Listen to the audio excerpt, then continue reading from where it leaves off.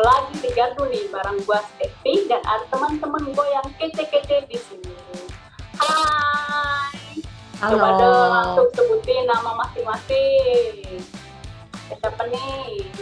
Hai, aku Arin, Kak.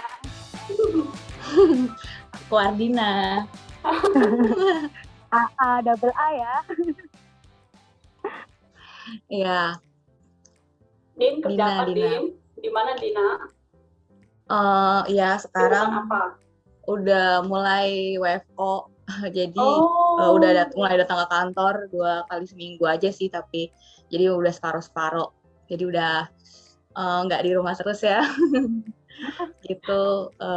Tapi ya kesibukannya sih paling ya kerja aja. Paling kalau minggu juga udah mulai aktif lagi kan di gereja gitu aja sih. Kalau Ari gimana? Udah mulai WFO atau emang dari awal nggak ada WFH?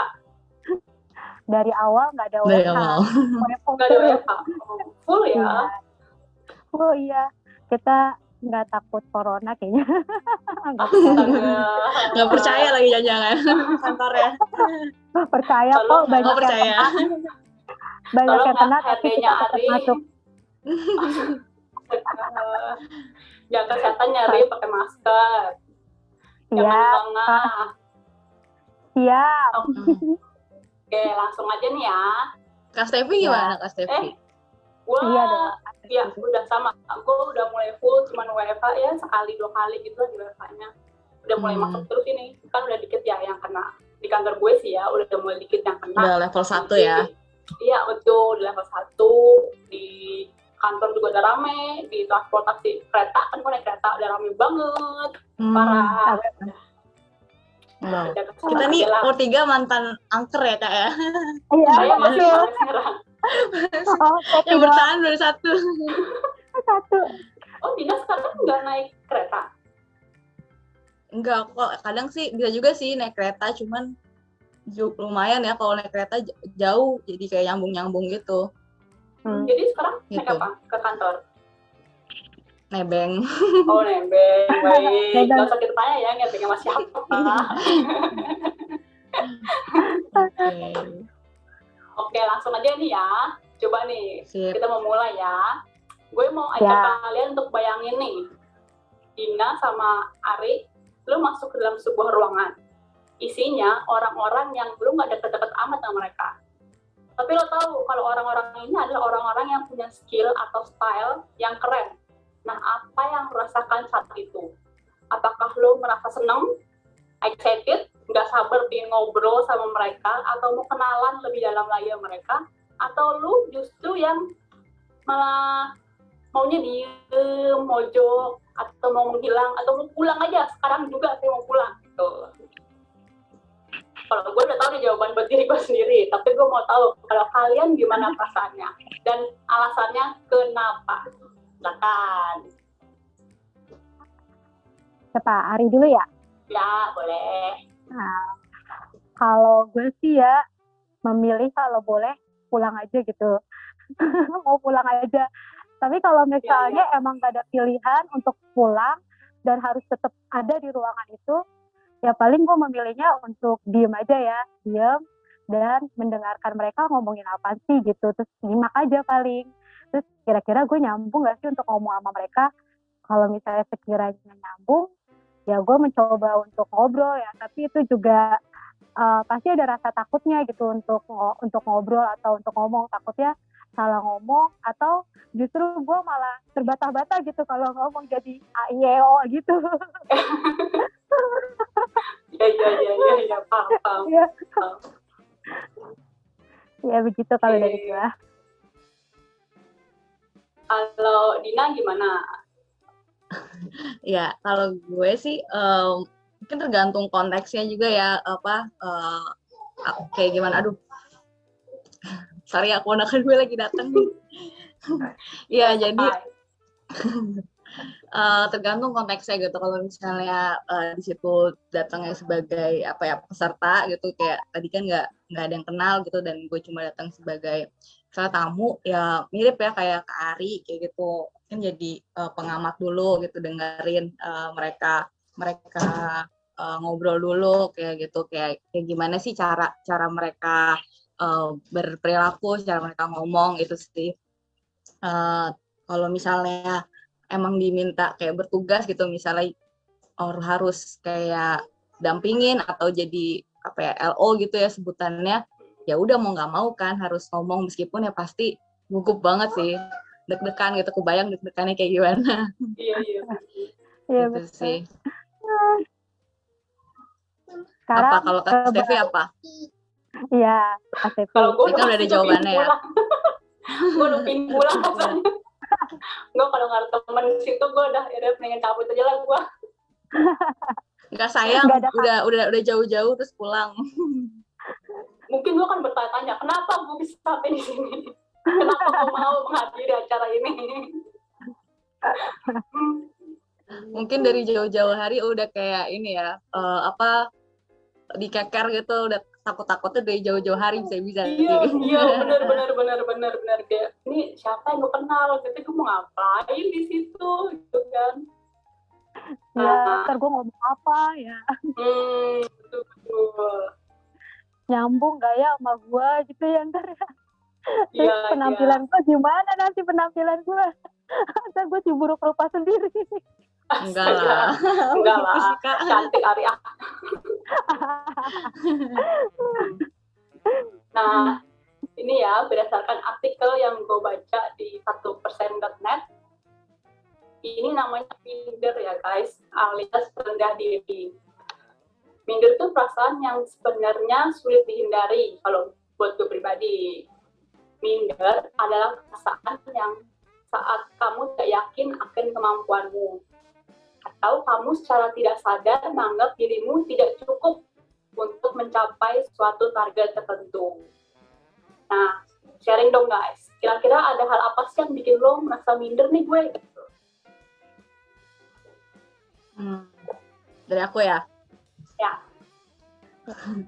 Kalau aku sih biasanya ngerasa minder ketika nggak yakin sama kemampuan sendiri gitu ya. Balik lagi ya tadi ya, kayak definisinya berarti ketika nggak yakin, ketika mungkin kayak kurang capable atau berada di sekitar orang-orang yang hebat-hebat, terutama mungkin yang sepantaran gitu ya, yang kayaknya ini perasaan umurnya sama kayak gue gitu, atau mungkin di bawah gue tapi dia udah mencapai posisi tertentu gitu yang lebih tinggi, dia udah hebat banget gitu, dia misalnya udah bisa ini bisa itu kayak gitu kan, udah mencapai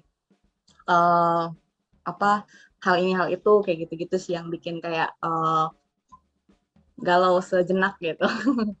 Tapi ya itu sih maksudnya itu ya yang kayaknya perasaan ketika kapan gitu, kalau ditanya kapan minder, misalnya kayak ketemu teman-teman kuliah yang kayaknya ini perasaan satu angkatan gitu, di bawah tapi dia udah lebih sukses aja kayaknya dari gue, itu sih. Itu ya. Ya, jadi yang Hina tadi kan banding-bandingin diri kita cenderung membanding-bandingkan diri kita sama orang lain gitu ya. Iya. Kalau Ari itu sih. Kalau gue ya, gue juga bingung kenapa Tuhan tuh selalu menempatkan gue di antara orang-orang yang hebat gitu ya. Jadi gue tuh merasa, gila, ini orang pinter banget sih, ini orang udah sukses banget kan ya, apalagi kayak di dunia kerja gitu ya. Mereka yang mungkin udah di atas gue, yang pengalaman mereka banyak, jadi tuh gue kayak agak minder gitu, ngelihat kesuksesan mereka, melihat hebatnya mereka gitu, apalagi dalam pekerjaan, dalam segi mengerjakan inilah kerjaan kayak ibaratnya di kantor kan ya. Di situ gue merasa, ya ampun, kemampuan gue ternyata cetek ya, kemampuan gue cuma kayak gini-gini doang. Itu yang ngebuat gue kayak jadi minder, terus kemampuan gue cuma segini doang gitu sih. Karena ngelihat di sekeliling gue tuh kok pada hebat-hebat gitu. Kan lu bilang kan kenapa Tuhan menempatkan gue di orang-orang yang iya, kan kadang kita kan sebagai orang Kristen kita selalu percaya Tuhan itu punya rencana kan buat kita, apalagi kalau misalnya kayak mengatasi minder ini kan pasti kita udah inilah dari orang-orang sekitar kita dapat dukungan. Tapi kalau misalnya kayak di kita lakukan gitu di nyatanya itu susah banget gitu. Rasa minder itu selalu ada, dan gue tuh merasa apalagi kalau misalnya ada kata-kata orang yang mengkritik gue atau apa, gue langsung oh iya ya ternyata gue emang gak mampu buat ini kayak gitu sih. Jadi di situ gue kadang merasa takut untuk melakukan sesuatu karena tuh di sekeliling gue tuh udah dia yang paling hebat gitu lah, yang paling bisa gitu, dan kemampuannya itu di atas gue gitu lah. Ya sih, cuman justru ketika satu tempat yang lu paling pintar, ya lu harus cabut sebenarnya kan dari tempat itu. Oh iya. Karena lu udah nggak bisa berkembang lagi gitu. Iya betul banget, itulah yang dikatakan mungkin lo pengen di zona yang nyaman gitu lah ya. Iya. Kecenderungannya orang-orang tuh pasti kayak maunya ya udah cari nyaman, cari aman gitu ya. Iya betul banget. Jadi tuh ya rasa minder itu emang selalu ada gitu. Iya, kita tuh selalu membanding-bandingkan diri kita sama orang lain. Padahal kesuksesan orang lain atau kemalangan orang lain itu nggak punya dampak apa-apa sama hidup kita. Ya nggak sih? Kayak bukan berarti ketika dia sukses, dia dicap sebagai orang sukses, berarti gue dicap sebagai orang yang buruk. Gitu. Kan hidupnya beda, nggak apple to apple gitu. Jadi nggak bisa dibandingin sebenarnya. Lo mau sukses ya syukur gitu kan. Ya, dan kategori suksesnya kan juga beda-beda ya standarnya. Betul. Kadang-kadang pikiran kita aja kan yang udah menghakimi diri sendiri gitu. Iya, bener banget. Begitu sejak kapan sih? Ini sejak kapan sih kalian minder? Sejak kapan? Siapa dulu? Sejak kapan nih kalian minder? Coba Kak Stevi dulu lah. Iya. Kak Stevi pernah nggak ngerasain minder kapan gitu? Gua sih selalu minder ya. Cuman nggak ada pengalaman traumatis gitu. Jadi emang kayaknya bawaan orok gitu kalau gue minder dari sana. Bawaan orok. Jadi nggak pernah ada yang menghina gue. Gue aja yang minder ya. Iya tuh yang tadi kita bilang cuma pikiran kita doang. Iya benar. Gitu. Kalau Ari? Kalau aku ya, kalau yang traumanya itu emang benar-benar dari kecil ya gue udah ngerasa gimana ya, orang tuh ke gue misalnya kayak di SD gue kan ya dulu waktu gue SD di situ gue Kristen sendiri. Ini boleh disebut gak? Boleh. Nama SD-nya? Apa nama temennya? Jadi tuh seakan-akan diskriminasi banget, sampai guru-gurunya juga kayaknya kok pilih-pilih anak banget, nilai gue kok nggak naik-naik. Jadi tuh kayak kemampuan gue cuma segini ya. Terus apalagi tuh orang tua gue yang setiap penerimaan rapot yang nggak pernah kasih hadiah gitu. Sedangkan yang lain-lainnya juara 1, juara 2, wah itu tuh ngasih hadiah terus, dan dia tuh juara mulu gitu sampai gurunya ganti baru udah dia nggak juara. Gurunya ganti.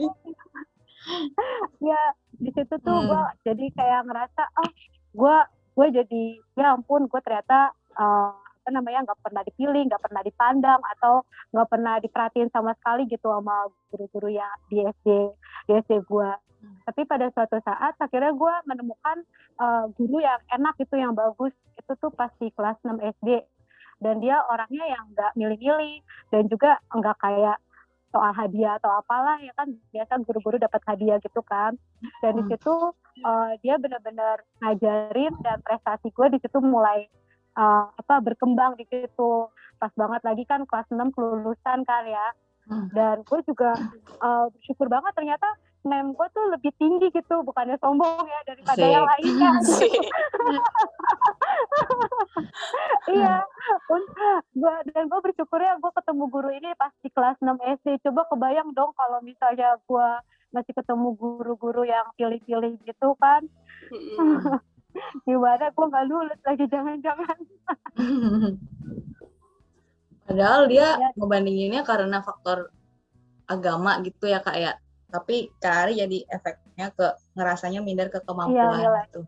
Iya betul. Terus dan juga kayak yang hadiah itu yang gue bilang, faktor dari hadiah. Oh iya. Ya begitulah. Membekas banget itu. Membekas banget kayak, ya. Iya. Sampai misalnya kayak mau pilih cerdas cermat kan ya, seharusnya kan itu dulu lah setiap anaknya, tapi ini dipilih gitu, terus baru mereka diseleksi gitu. Sedangkan gue kayak, gue nggak dipilih ya gitu.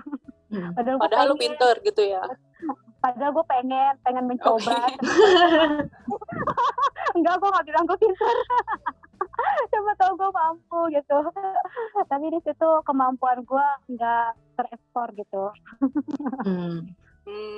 Ya. Kesempatan jadi, untuk mengeksplor diri ya. Iya betul, nggak ada kesempatan yang dikasih ke gue. Apalagi kan pas zaman anak kecil ya, anak SD kan yang pengen banget narsis lah ya, yang pengen eksis kan di saat itu. Iya. Dan pengen mendapat penghargaan gitu dari orang-orang sekitar. Tapi ternyata gue bener-bener nggak dipandang gitu. Ya begitu. Itu trauma dalam diri gue. Oke, kalau Dina gimana? Ini sih, aku sih ngerasanya, kalau tadi ditanya kapan minder gitu. Sebenarnya on off kali ya. Mungkin pengalaman yang membekasnya adalah ketika gap antara lulus kuliah sama kerja gitu. Jadi waktu itu tuh mungkin ada kali ya 4 sampai 5 bulan gitu. Aku itu masa-masanya aku apply aja gitu kan, interview, tapi kayak nggak ada jawaban gitu kan. Saya udah sampai tahap mana, terus nggak jadi, nggak ada kabar lagi gitu. Saya nggak diterima, nggak dapat lah intinya. Di situ kayak gue kenapa sih ya, maksudnya kayak sampai nyesel juga, ngapain ya gue lulus cepet-cepet ya kalau kayak gitu ya. Ujung-ujungnya kayak lama juga prosesnya, kayak gitulah. Sementara ekspektasi orang kan udah kayak, gila lu kan lulusan ini gitu kan. Ya dan sampai tuh kayak males gitu ketemu sama orang gitu, apalagi ketemu sama teman-teman gitu. Bahkan kayak temen ngajakin ke kampus, misalnya main atau enggak, kayak males gue gitu, pasti ujung-ujungnya ditanyain kan sibukannya apa gitu, males gue jawabnya kayak gitu. Tapi teman-teman lu udah punya kerja gitu, udah pada dapat panggilan gitu. Ada yang dia udah kerja, ada juga sih yang karena itu gue lebih duluan sih selesainya, jadi kayak ada juga yang masih ngurusin ujian skripsi kayak gitu. Jadi tapi kan at least kayak mereka ada kesibukan, saya bukan ada kesibukan, ya udah emang mereka pada masa itu ngerjain itu gitu kan. Jadi kayak sampai mendingan gue ntar aja dilama-lamain sebentar lagi gitu kan, atau enggak kayak lamar magang tapi juga rasanya pengen kerja tapi nggak dapet gitu kan. Jadi ya itu sih, itu mungkin momen-momen yang bikin kayak kenapa gue ya gitu sih, ngedown ya langsung ya. Iya. sudah terlewati. Ya, kalau sekarang gimana? Udah bisa mengatasi mindernya belum? Atau ada nggak orang yang bantu lo buat lo nggak minder lagi gitu? Atau udah berapa persen nih kira-kira udah bisa gue atasin rasa minder ini? Ya kira-kira 90% nanti. Kalau aku sih ini sih, aku ingat adalah ketika merasa kayak gitu, dia cerita gitu sama orang gitu kan. Jadi pada saat itu juga aku kayak sampai konseling gitu kan, itu ke ke Kayla sih, bukan iya bener, ke psikolog ya, bagus. Iya, kayak nanya gitu kan, Kak ini gimana sih Kak gitu, terus kayak curhat aja lah pokoknya, jadi nggak dipendam itu sendiri gitu kan. Jadi ketika kita ngobrol sama orang, secara nggak sadar juga kita juga jadi dapat kekuatan ya dari teman ngobrol kita gitu, karena kita kayak diingetin, tapi kan misalnya ya diingetin lah kekuatan-kekuatan yang kita miliki gitu. Jadi kadang kita mungkin ketika kita minder tuh bertumbuhnya pada kekurangan aja gitu kan, yang kurang-kurang, yang minus-minus aja. Tapi ketika kita tumpahin lah istilahnya, oh iya ya, tapi kan gue punya ini kayak gitu sih. Jadi support system ya namanya tuh emang penting banget sih gitu. Perlu, dan ya perlu, dan tenggatnya ya dari situ kita juga jadi ya ketemu sama orang-orang yang positif juga gitu kan, kayak yang bikin gue juga sekarang jadi ngapain sih, maksudnya nggak pede atau minder. Ada satu ketemu sama sebenarnya atasan aku ya, bisa dibilangnya ya, jadi kayak bos aku yang sekarang itu kayak dia terbuka banget gitu sama pendapat orang gitu loh. Jadi kayak kadang tuh jujur aku kadang kalau berpendapat mungkin suka mikir-mikir gitu kan, ini bener apa enggak ya gitu. Tapi ketika gue diajak ngobrol sama dia tuh beneran nanya, gimana Dina, menurut kamu ini kita harus gimana gitu kan. Sementara dia posisinya CEO gitu kan. Terus gue mikir, siapa gue emang gue ditanyain strategisnya organisasi ini. Tapi dia ngedengerinnya tuh bener-bener listen banget gitu, benar-benar perhatiin banget. Jadi kayak oh ya ternyata ya suara kita, siapapun kita sebenarnya kita punya hak untuk bersuara kok, kita punya punya sesuatu gitu yang kita bisa kasih, kita punya kekuatan kok di diri kita. Itu sih jadi terima kasih juga buat orang-orang yang ada di sekitar kita gitu ya, yang secara nggak langsung itu membantu kita juga untuk bikin kita nggak minder, bikin kita untuk naikin percaya diri kita. Itu sih. Kalau Ari gimana, Ari? Tadi betul ya katanya Dina ya, di saat ada orang yang support kita terus kayak nanya kita, yang tadi kayak Dina ditanya pendapatnya, itu kita kayak ngerasa langsung, oh ternyata gue berarti gitu ya, ternyata gue berguna juga gitu. Pendapat gue ditanya kan, kayak ibaratnya waktu gue SD kan gue sama sekali benar-benar nggak dipandang gitu ya, ngebuat gue minder. Tapi di saat ketika ada orang-orang di sekeliling kita kayak mendukung kita untuk lu bisa kok untuk melakukan ini gitu kan, kayak di tempat pekerjaan, lu bisa kok coba gitu, nanti gue ajarin atau apa kan, kayak supervisor gue atau apa waktu kerja kan. Terus terlebih lagi yang sangat mendukung dalam hidup itu ya setiap firman Tuhan yang kita dengar ya, apalagi tuh firman Tuhan yang kena banget waktu itu ke Andre, bahwa firman Tuhan yang gue selama ini ngeliat, kesuksesan orang, kehebatan orang. Tapi yang benar tadi katanya Dina, kita punya standar sendiri kesuksesannya. Firman Tuhan yang kita sampaikan kepada Kak Andre pun sama gitu. Misalnya kita cuma bisa ngasih berapa ke orang tua kita, bukan berarti kita harus ngasih besar dulu baru kita dinamakan sukses. Mungkin kita cuma bisa membeli ini, nggak bisa membeli yang lebih mahal lagi, tapi itu bukan berarti kita nggak sukses gitu. Jadi ya pasti sih yang menguatkan ya orang-orang di sekitar kita, firman Tuhan yang kita dengar, itu sih yang menguatkan gue sampai saat ini, sampai bisa mengatasi setiap keminderan ya, walaupun gue nggak tahu berapa persen ya keminderan itu udah hilang, tapi ya pasti minder itu selalu ada di dalam diri gue. Tapi kalau misalnya ketika orang mendukung atau ketika gue misalnya teguh gitu di dalam Tuhan, kayak dalam Tuhan, disitulah yang jadi kekuatan dalam hidup gue. Itu sih. Jadi sekarang lo udah berani ya, Ri? Maksudnya udah mau eksis istilahnya, mau eksis. Eksis sama narsis. Tergantung sih makanya.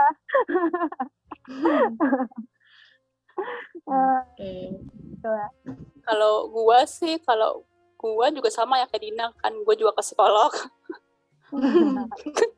Secara sohibnya ya.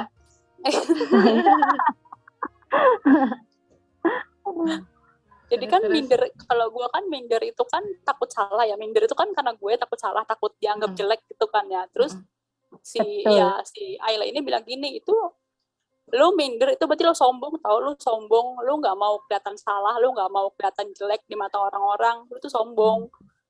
Jadi gitu, jadi iya, jadi ada pandangan kayak gitu kan. Sebenarnya gue sombong bukan kenapa-napa. Ya udah nggak apa-apa kalau lo salah, nggak apa kalau lo jelek, ya udah nanti tinggal belajar lagi. Nextnya apa gitu kan yang harus kita perbaiki gitu.